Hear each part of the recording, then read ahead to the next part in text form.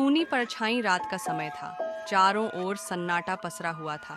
राजू अपने गांव के बाहर बने पुराने मकान में रहने आया था।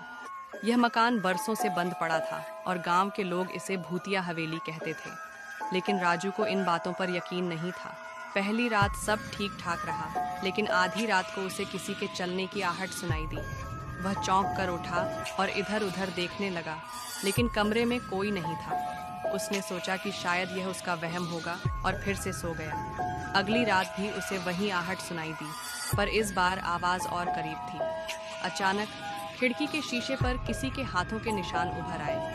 राजू के रोंगटे खड़े हो गए। उसने झट से टॉर्च जलाकर खिड़की की तरफ देखा, लेकिन वहां कोई नहीं था।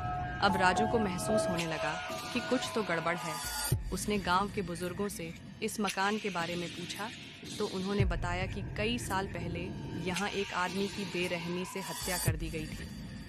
तब से उसकी आत्मा इस घर में भटक रही थी। उस रात राजू सोने की कोशिश कर रहा था कि अचानक कमरे में रखी कुर्सी खुद ब खुद हिलने लगी। दरवाजा जोर से धमाके के साथ खुला और उसे एक परछाई दिखी, एक लंबी काली आकृति जिसकी आंखें आग की तरह जल रही थीं। राजू चीख पड़ा, लेकिन उस